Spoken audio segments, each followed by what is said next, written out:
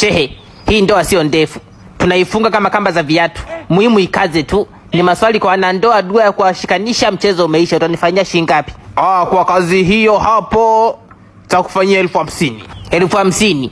Unanipa waranti ukiwafunga wafunguani? Ndoa zenyewe hizi hazieleweki, mtu anaolewa usiku asubuhi kaachika. Mimi nitakupa 15,000. Hapo labda ufanye 20,000. Sawa, jiandae. Ubani si unao? Kwani inafungwa usiku? Ulitaka alfajiri, naozesha malaika. Nilivyokuambia, yani ninavyokuambia hapa bwana harusi kafatwa na ubani unakuja. Wewe andaa sauti. Pa kushika udhu ni wapi? Ukitoka nje kulia hapo kuna bomba utaliona. Usiniingize kwenye sala zako. Chunga sana mdogo wangu. Asalamu alaykum. Mbona msafi? Au kuniambia nimchafue? Mpaka uambiwe. Mbona ukukaba uambiwi? Kwa hiyo mlio wa kuku kampike kidogo, mlete hapa nafuka moshi. Ndo atanielewa. Sasa hivi nikiongea naye hapa hata nielewa. Oya bwana shemeji, amka ukaoge. Mimi nishaoga. Amka shemeji. Naona mwangalia nani? Nenda ukabae ushungi na nguo ya kiheshima. Hata dela silipo sana shera. Kumbe kweli ulijua masihala. Hebu nyanyua kishundu wewe, kesi yako ya kufiatua mjukuu utaijibu mwisho. Nilikufungulia koki ya laana, ukizima ukazindukie kwako ukoshaolewa na kuolewa. Na muuaji wako umeshawishiwa kidogo kaenda kuua. Muuaji wa kuchemsha. Ungefiatulia ungekuwa hapa.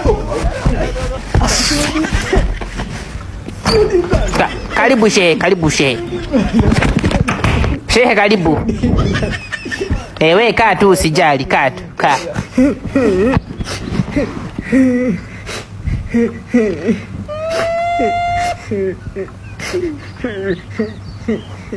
Ewa, safi kabisa.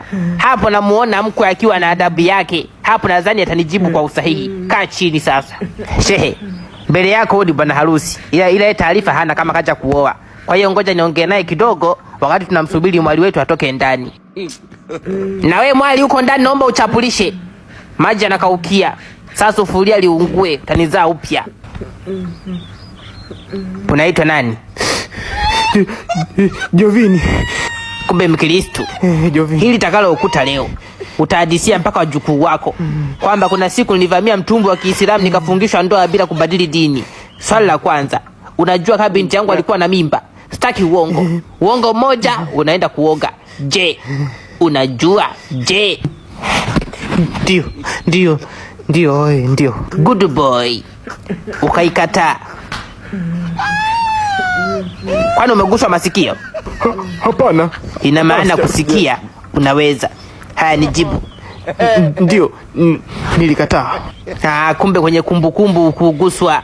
Good boy. Nipe sababu 3 za kutaka kumuua binti yangu baada ya kukwambia ana mimba. Nilimtishia tu. Karibu mwali. Karibu. Kaa hapo karibu na marehemu wako. Haya, tunaendelea tulipoishia. Ulisema umemtishia tu. Ushaambiwa mtu mzima atishiwi nyau.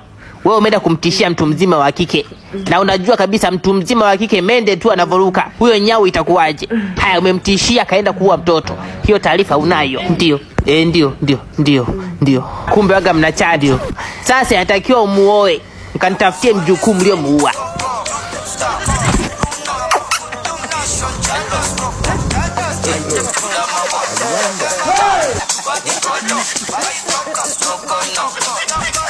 Shehe, na swali mbele ya Mungu wako nijibu ukweli.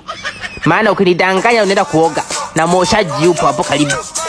Wewe ni shehe au shehena?